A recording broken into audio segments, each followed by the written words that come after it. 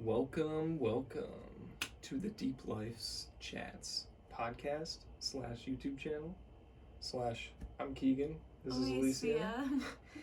And today we're going to have a little bit different conversation today. You want to tell us what we're going to talk about today? Yeah, so today is going to be more of a conversation / stream of consciousness about pondering where do ethics and morality come from? Where do we get our moral compass or our code of ethics from? Different theories about that. Yeah, so I guess maybe we should define morality. Okay. I don't know if we should. So morality to me is like knowing right from wrong, good versus bad. Yeah, and it's kind of just a set of rules. You know, some people like to claim it's from the Bible or from their parents or their upbringing, something like that, but it's really just that compass inside of your head directing you to do, what you think is better, preventing you from doing what is worse. Inside your heart, preferably. Exactly. Yeah, so a lot of the the books that people read, like the Quran, the Bible, they all talk about, a set of rules, like the Bible being the 10 Commandments, thing like that. Really, we think that it really just comes down to what you're raised to, right? And what you, like we talked about last time in our episode about internalized capitalism, like how we are raised and what we do in our life, what we learn affects our morality, right? Yeah, going back to the Bible, I think I've read enough of it to be very wary of it because there's some very messed up things in it, like, women shall not usurp authority over men, and that you can get your father drunk and rape him to carry on his seed and get pregnant by him, and lots of stuff about cutting off foreskins and whoa, just a lot of silly things. Like, I think women are not allowed to wear gold necklaces or whatever, and they just kind of randomly have decided on certain things that they're actually going to listen to from the Bible versus things that they ignore. And in my opinion, I think that the Bible probably has some good teachings, maybe some good fables or stories that have good moral lessons at the end. Thou shalt not kill. That shouldn't, I don't think it should be seen as any different than like the Odyssey or, Yeah, what is it, the Iliad and the Odyssey? The Iliad, and just old ass stories written thousands of years ago that have a lot of violence, but you can take a lesson from them. I don't think the Bible should be seen as too much more than that, because it has so much just violence, how to own human slaves. Like, there's instructions on how to own human slaves, and so I think that, wherever it is in there that Jesus comes in and his quotes and teachings, where I think Jesus was just a very compassionate, accepting person, and I think his teachings are good. I think there's also been a lot of compassionate, good people that have come since he has lived and before him, and I don't know why we focus particularly on him, but I think it's just because, this country was kind of raised on Puritan / Christian values. Yeah. And I think a big objective that, like, the Christian people say is, like, oh, well, you can't, if you don't have the Bible, then where do your morals come from? It's like, well, I think they just come from, you just know, it's your instinct. But, they like to say, like, oh, well, you can't have morality, you don't know what to do without God. Well, I think it's just instilled into us, based on everything, I've watched a lot of videos on morality, on theism, on atheism, things like that. And the biggest message that I hear from the opposite side is like, well, just because you don't have the Bible doesn't mean that you can't do what is good, and the biggest question that people ask is like, well, does God create what is good, or does he do what is good because it's already good? Does he tell you to do things that are good because they're already good? And that's a big question in the atheist versus theism debate. But there is absolutely no reason that humans just are in general just going for their pleasure, right? At the end of the day, I think a lot of things break down to pleasure, and when we do good, it gives us more pleasure than when we do bad. Yeah. So, that's just kind of where it breaks down for me. I think that, morality, in a way, is subjective. I think there's a lot of things that are objective about them, like doing things that, are objectively good. But defining them as objectively good doesn't necessarily mean that they are for Yeah. everybody.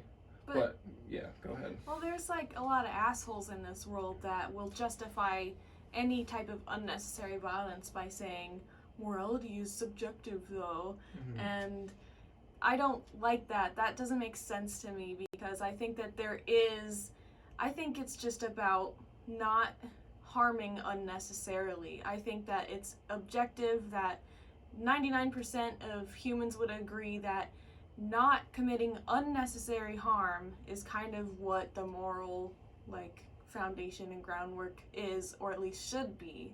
Not that everyone lives by that or actually follows it. Yeah, and I mean it's like the Christian people, and they may do this in the Quran and in Islam as well, but you go to confession, right, and you're saying like, oh, I want to confess my sins of all the bad things that I do. It's like, well, maybe we should think about what those bad things are and maybe just not do them instead of just doing the bad things and then just saying we're sorry instead of just not having to say we're sorry, right? I mean, everything in this world that we do, there's always going to be harm that's caused, right? I mean, we have to consume life to live.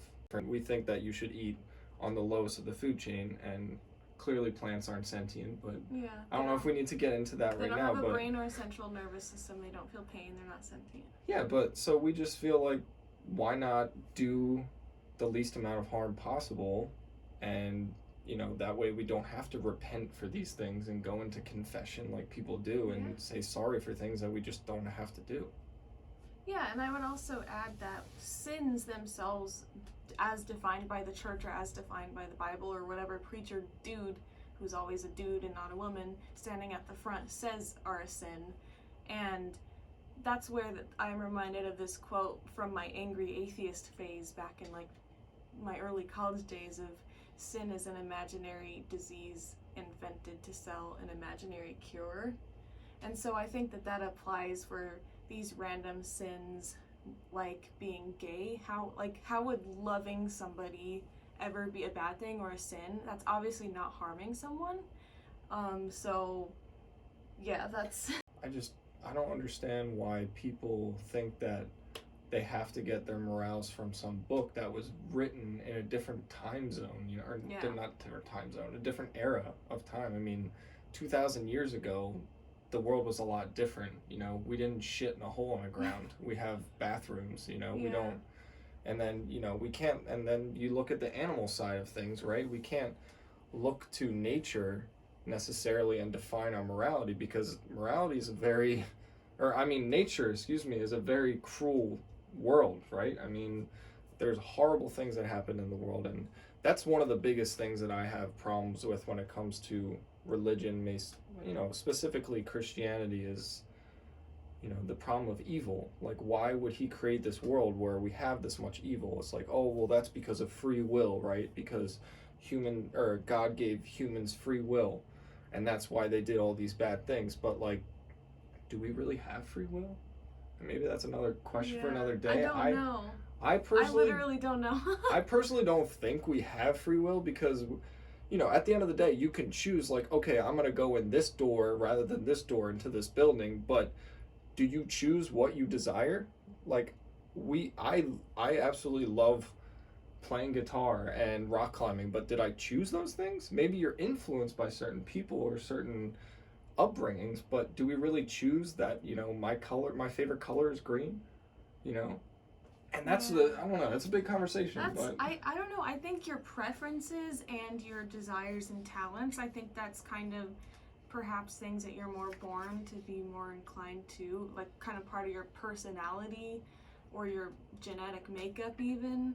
But I do think that we have free will, because I really believe in creating your life and creating your reality and reprogramming your mind and making better decisions and changing your whole life. And I think that you have to have free will for that. I don't really buy into the whole everything's pre-written and destined, every single movement we make was or like I was already gonna do this weird thing with my hand. Yeah. I don't know if that makes sense. And I don't necessarily believe in that. I've watched, like I said, I've watched a lot of videos on YouTube about people that talk about this thing, and like, they give it an example, like, let's say Alicia and I both like the color green, and we're both gonna agree that we're gonna paint the walls green. It's like, well, does that mean that we ought to do that? Like, who knows? You know what I mean? Like, just because we both think the wall is green, should be green, doesn't mean that it should be technically, right? And maybe we're getting a little off topic, but I just think free will is very big because that's what people use a lot to defend the problem of evil with religion, and that's kind of where I got off the tangent there. But I think if people were left more to feel liberated and free, I think that overall there would be more good doings in this world. I think the wrongdoings and the evil in this world, I think there's like a small percentage of people who are born like really fucked up, like King Jong-un or whatever the fuck his name is. Who the hell cares about you? Probably an outlier. Like we always talk about, there's always anomalies and outliers.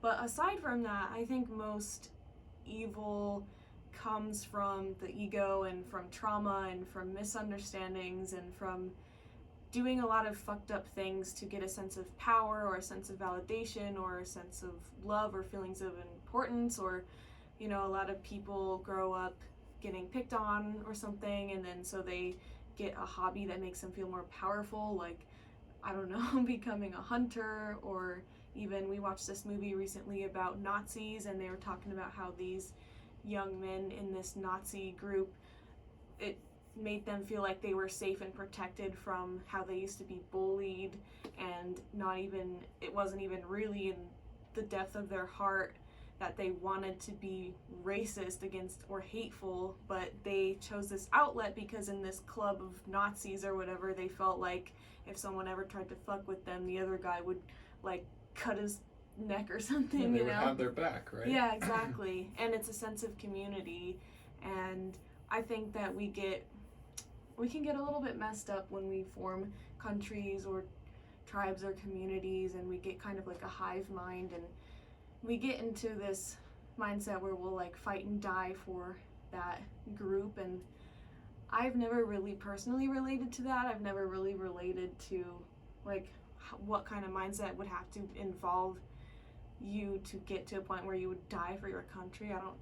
I just feel like the leaders and presidents and shit and Vladimir Putin should be the ones fighting each other just in a cage match in a room alone, and the rest of us should be left to like be safe and peaceful and fucking go to work and eat food like we want to, I mean, all that stuff is really just a ploy to divide us, right? Yeah. I mean, it's really just to take away the spotlight onto something else and just further divide us. I mean, that's why, in the future we're going to have a conversation about the two-party system, Yeah. Like, dividing us is just never good. I mean, at the end of the day, I like to take it back to human nature and just nature in general, right? I mean, going back to the lion and the gazelle, right? The lion, he doesn't have, obviously they don't have moral agency, so they can't choose what is right and wrong.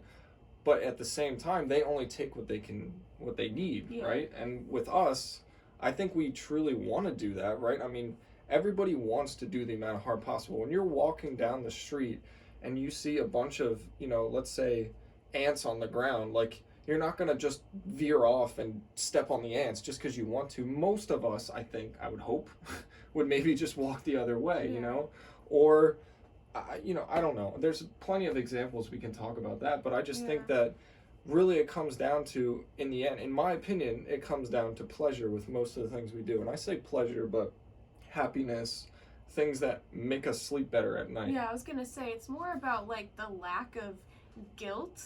Like True. when you have harmed someone unnecessarily, if you're I don't know if I should use the word normal, but if you're a good person, or you have the kind of moral compass that like the majority of us do have deep down beyond the layers of the ego, you will feel bad after you've hurt someone. And people sometimes they don't know how to process that, and they will just take that and actually project it onto people or take it out on others, instead of just saying, oh, I feel bad about this, that means I'm a good person, and that means I don't want to cause this harm, and I'm not going to do it again in the future. But we don't always go through that path of logic so clearly, and we do messed up things instead to alleviate that. Yeah, I mean, I think early on, with kids that are troubled and do these horrible things that turn or grow into adults that maybe do horrible things, I mean, you can always take it back and look at what they've done in the past,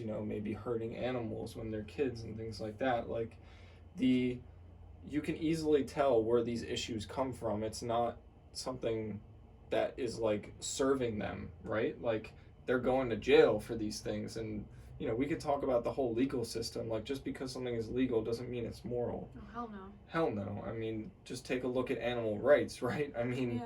It's and legal. Human rights. Yeah, and human rights, exactly. We protect property and inanimate objects before we protect lives. Yeah. Before we protect black people and any people, really, because people have more of a vested interest in the buildings they own and the money they have. And yeah, and that kind of goes into our internalized capitalism, right? Yeah. Episode. If you guys want to watch that, it's the previous episode. But yeah, I think it's, I don't know. I always go back to the pleasure thing, and it's always easier to sleep at night when you do things that you know are causing the least amount of harm. It really is. Yeah, I mean, morality is just, it's a tough thing. It's a tough conversation to have because, especially with religious people, I mean, I grew up in a family that was not, my mom was very religious. Not her whole life. She kind of got more into it as she got older. But the other people in our life, my sister and my dad and I were very religious, but that doesn't mean that we both, didn't have the same desire to do good things, right? No, it's not even related. No, exactly. And that's where people, when they say, like, oh, well, you can't be moral without, or you can't have a set of morals without God and without the Bible, it's silly. That's silly, because all you need is, like, in here, that's it. When you walk into a situation, your reaction to it, unless you're one of those anomalies that's like a psychopath or you get off on people's suffering and death, which you're probably not that, especially if you're listening to this. When you walk into a situation, if it's something good or if it's something wrong is happening. And I don't even think it's something that needs to be explained in words or set out in a rule book necessarily. No, I mean, it's kind of our instincts. It's like when we see a dog, let's say a dog or a pig, right? It doesn't matter if it's an animal that people eat, right? Yeah. If it's happening in front of us, most people will want to stop it or they will look away. Like, it's not something they want to see. Yeah. And that really comes down to why, we personally think that we have many more herbivorous tendencies in our nature, right? I mean, we don't want to do this stuff. That's why we pay other people to do it. Yeah, lions don't get PTSD. Lions don't have to, recover after they've killed. They don't have to cover their cubs' eyes. Like, no, it's like when they do that, they're salivating. People don't salivate at slaughterhouse footage. That we would call those people the anomalies, right? We would call them those people that need help. And then the heavily programmed, I think that if you are born into, let's say, a cult, that's a really messed up cult, like the Hasidic Jews or whoever else, and you're taught to abuse animals, you might, the first couple of times you see it as a little kid, cry or try to stop them. There's a lot of videos out there of, like, You're little talking about kids. Kaporos, right? Anything, like slaughter, whatever. Little kids try and take the knife, try and protect the animal. That's their friend. But that compassion gets beat out of them, and they're programmed to go against it. And then they grow up, and then it's nothing. Like, people will not flinch anymore when you're smacking an animal or a person, like beating somebody, your spouse, your kid. You end up getting to this point where you don't even flinch anymore when you see it. And it's just like, it's all about what is your norm, what is your normal reality, and have you gotten to the point where you're just numb to it? Yeah, and I think a great example of that is slaughterhouse workers. Right? I mean, they're some of the most abused people in this world. I mean, not only are they probably not getting paid that well, they're literally killing animals all day. I mean, I've read Animal Liberation. I'm reading a book right now. It's called Why We Love Dogs, Eat Pigs, and Wear Cows. And all they talk about when it comes to the slaughterhouse workers is these people have to like put on a face. They have to make this second like person, like an alter Jekyll and Hyde, right? Yeah. They can't go in there and be their own person because they've seen these pigs sniffing at them, nudging them, and then they have to go and kill them 2 minutes later. Mm-hmm. Like, I think that is a great example of how humans want to do what is good. They don't want to kill. They just don't. It's easier to sleep at night when you don't have to. And, I feel for these workers. We're both vegan. We're both against that industry, but we're not against these people having a job and a livelihood. It's just unfortunate that they're put into these situations because of, that's maybe a bigger conversation because of how the world is, but it's so clear that these people suffer from killing. So much PTSD. I mean, you can talk about that. You've made videos on your channel about that. I have a podcast episode on my main channel, Alicia to me. I'll link it in the description. But it's the amount of depression, suicide rates, and PTSD that these workers get, and how they will go in not having ever been violent towards humans, and then they'll start being violent towards humans after they've started doing this work. It kind of brings out, I don't know, maybe it's like our animal instincts from like back in the caveman days where we were not very conscious yet and we didn't, develop as much, and we were more like wild animals who were just fighting and protecting ourselves and probably like raping each other, and we definitely were. Yeah, and I think that they get triggered when you feel in danger, and I don't know if what I'm saying makes sense, but yeah, I mean, getting back to like what we were talking about with the slaughterhouse workers and that whole industry, it's like these industries only survive on like hiding in the shadows and deceit, right? Because they know that people don't want to see it. Like, you go into the store, it's this neatly packaged corpse, right? A ground up beef or whatever, ground up cow. It's not beef. Euphemisms don't, they don't get away with, they don't take away with what it actually is. Exactly. Yeah. Exactly right. I just think if they knew what was happening, most people don't know, right? I mean, nowadays, I think more people do. I mean, veganism is on the rise, and just being more aware of things, even buying clothes from places that aren't from abuse when it comes to child labor laws, and mining for crystals like we see behind us, things like that. I mean, everybody is waking up to trying to be more consistent, I would say, right? Because I think a lot of us don't want to be hypocrites, right? I mean, that's really why some people don't care. I mean, or at least they act like they don't care. True, but maybe those are the anomalies like we're talking about, right? I mean, I think apathy is really a terrible thing for humanity and for progress and for peace in this world. I don't know what really causes apathy. I almost feel like it's just a person gets so much bad things happening to them that they like stop caring because it's too painful to care. You want to give people a little definition of apathy? Apathy is basically not caring, like, whatever, I might die one day, it doesn't matter. It doesn't really matter if I hurt you either, because what is any of this anyway? Or this bad thing's happening over there, but I can't see it and I don't hear it and it doesn't bother me. Out of sight, out of mind. Yeah, right? Exactly. I think that's kind of what apathy is. Okay. Yeah, I guess you're right. Yeah, apathy is a terrible thing because it numbs out everything. Yeah, and I think maybe this conversation has kind of shifted more towards our moralities, right? Yeah. I mean, our morals when it comes to beliefs. Yeah, no, you're right, and beliefs. So where do you think the moral compass comes from for you?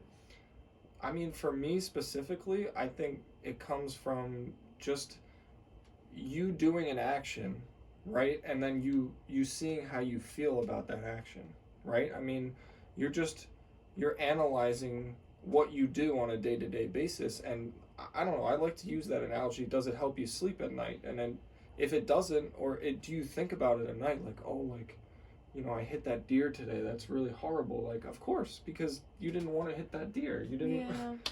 So, I mean, what about you?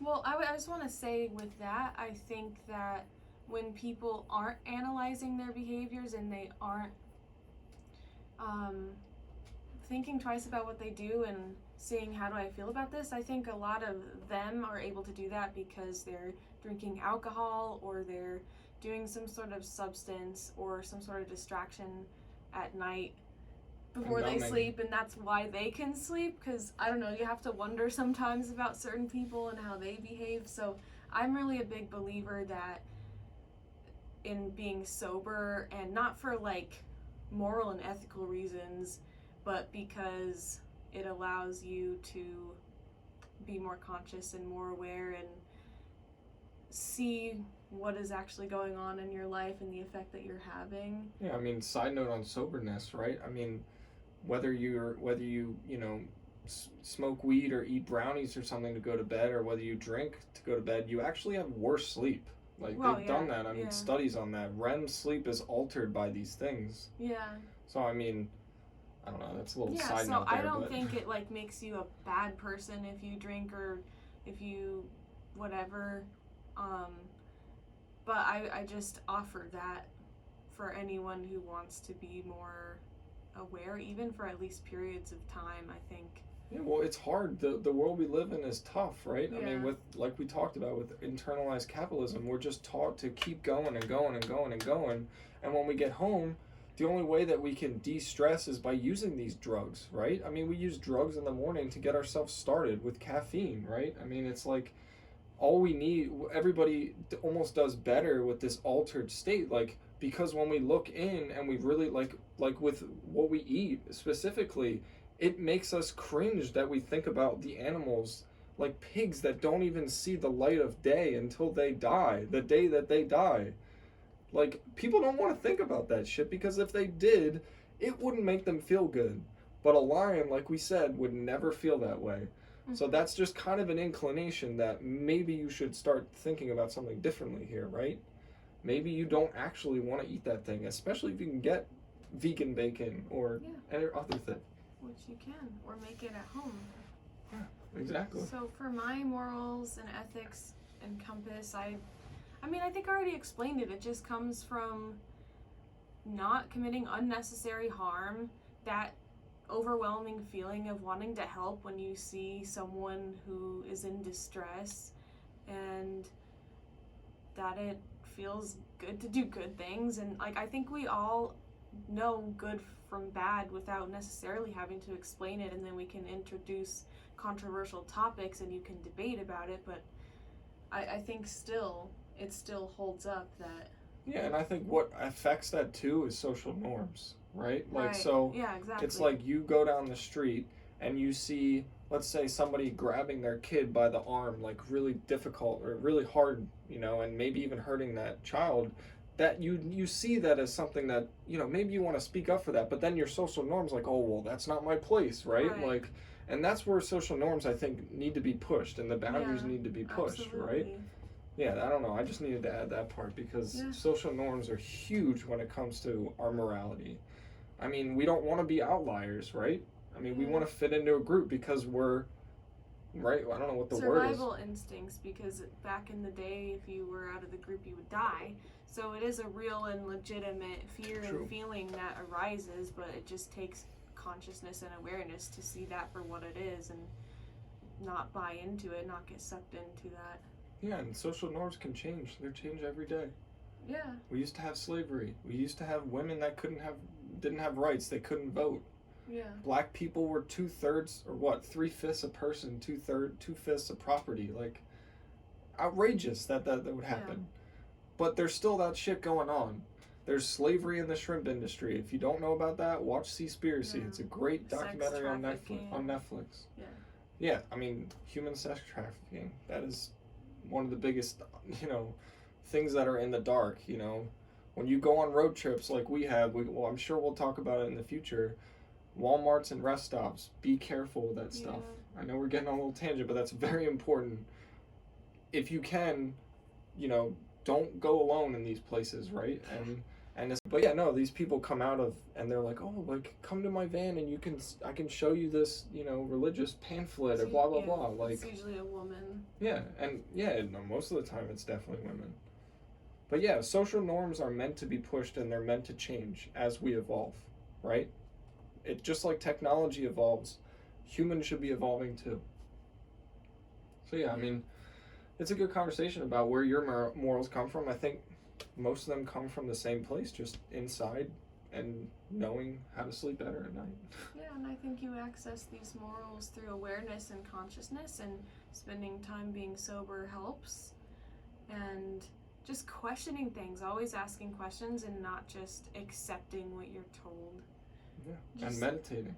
Even asking, does it make logical sense? Like, does it make logical sense that there's a war going on with the Ukraine and everything? Is there any sense to that? Do any of the people actually want that? Yeah, and we're not very well versed on that when it comes to that. We can't really speak to that things, but asking if something makes sense, like, does it make sense to filter our nutrients through a dead body when we can just take the nutrients that they're eating? And we're not saying, oh, like people like to say that against veganism is like, oh, well, what they eat, we can't eat.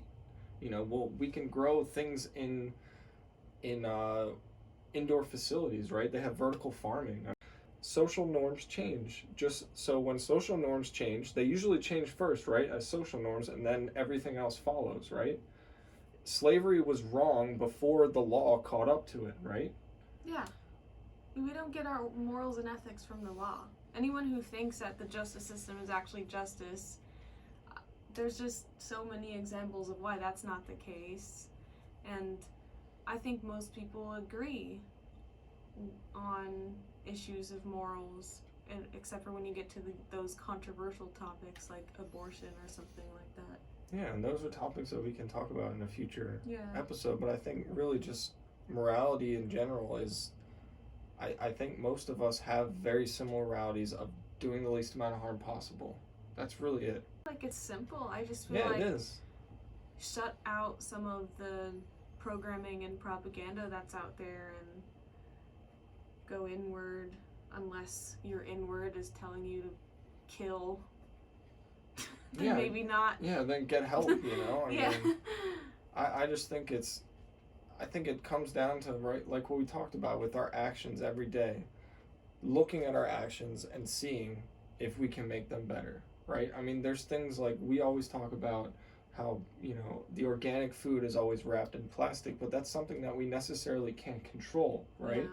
Unfortunately, we have to eat food, and if there's only a grocery store around here that makes, environmental sense, we shouldn't drive 2 hours to go to a different place if this is what they have, right? I mean, you got to do what you got to do in your control, right? And most of us, if we're watching this, right, I mean, we have access to the internet, we can go and we can make these informed decisions. Yeah. And that's how societies change. That's how social norms change. They're pushed to the limit. That's how slavery ended. That's how black people got the right to vote. Women got the right to vote.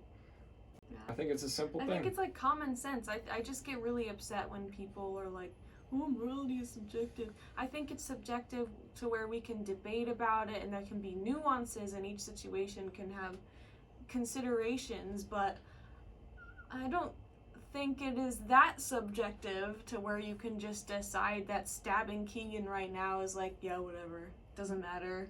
Yeah, and all the videos that I was talking about that I watched, like, these people are very philosophical, right? They're talking about stuff in philosophy terms, and which can be annoying for me. No, for you, yeah, I like that kind of stuff, but that's different. Like we said, everybody has different preferences, but applying that to real life is where we really have to do that, right? And I think on the grand scheme of things, all of us, doing the least amount of harm possible is going to help everybody. It's going to certainly help the environment. Like, cut the shit, basically. Cut the bullshit. Stop talking about insane hypotheticals and being apathetic and, nihilistic or defeatist or, like, what's right from wrong. You know why? Because when you go outside and you go for a walk or you go for a drive or exist in this world, people aren't just stabbing each other every where you look, people aren't punching each other in the face. People aren't. It's depending on where you go. People aren't just like verbally abusing each other. People are generally staying out of each other's way and just trying to get by. Yeah, and people are also defending people that have that happen to them too, right? Like assaulted? Like yeah, assaults. like people are always they're outraged by that and they'll go and defend the person. Yeah. I think that's our instincts, that's our morality inside. But there's also the bystander effect, which is, we can talk about that on its own too. Like when you don't do anything because you're too scared, or you're like, I want to stay out of it, you know? Yeah, and that's what we were talking about with social norms, right? Yeah. Yeah, I mean, push the social norms. Look at your actions that you guys do every day and think about where you can change. Yeah, I mean, these people that will go in debates and say, like, oh, it doesn't really matter, or, like, if someone kills a dog or whatever, but if you put them in a room with a dog, I really highly doubt they're going to kill that dog. I think it's all talk, thankfully, a lot of the times. Yeah, that's why there's commercials that maybe we can link this one. I actually like this one where, you know, these people order, they're like, oh, I want to have pulled pork, right? Yeah, and the guy, Viva. Yeah, Viva, and the guy shows up, and he's like, here's a pig, and they're both like, wait, what? Oh, and then it's like, oh, and for new clients, here's a free like meat cleaver, right, to cut them. Like nobody wants to do that. Yeah. Not only does it take so much work to do all of that, it's not in our morals to do that. That's why people go to the store where it's nicely packaged. Yeah. I wanted to quickly introduce that Black Mirror episode about where they're military people and they have to kill these monsters that are like part human, part like creatures that attack and kill you, and they have like these weird Halloween mask faces, but then you find out, spoiler alert through the episode, that they're actually just normal humans of a different country who look exactly like them, and they've been implanted with this thing in their brain that makes them see them as these monsters. Because I don't know how true the stats are in the episode, but they talk about how in all these wars in history, humans fighting in wars will try to shoot over their heads and try to avoid actually killing, and how it's just not in our nature to kill, and how they have to be brainwashed to do it. And yeah, I think that's a great testament where, you know, yeah, they actually I think it just speaks it all. They talked about that in the Melanie Joy book I'm reading as well. Really? I don't even know. I don't think I told you that. Yeah. Oh no. They had this stat where it's like the amount of people that die compared to the bullets that are shot. It's something like, I don't know, I'm not going to quote numbers, but thousands of bullets that are shot per actual, you know, deaths. Like, it's crazy to think about, because all we're taught is like all these deaths that happen in these wars. But if people actually wanted to kill more and had to be programmed so much to do this stuff, there'd be a lot more casualties. And I'm thankful that isn't. Yeah. But that just proves that morality is simple. We don't want to do this stuff. And what are these wars even for most of the time? Isn't it like to get access to oil from another country, or to get more money, or to own more land, or just dumb shit that the average person has no vested interest in? Yeah. And those are other topics that we could definitely talk about. So I feel like just being logical and having common sense, it just makes sense to be against war, because it's unnecessary violence, and the only time you should ever really take up in arms is if you're defending yourself. Yeah. And that's a very like vegan philosophy way of thinking. Ahimsa, right? Ahimsa. It's just basic. Yeah, because it makes us feel better. It makes us feel good to help other people. Like cut the shit. Cut the shit.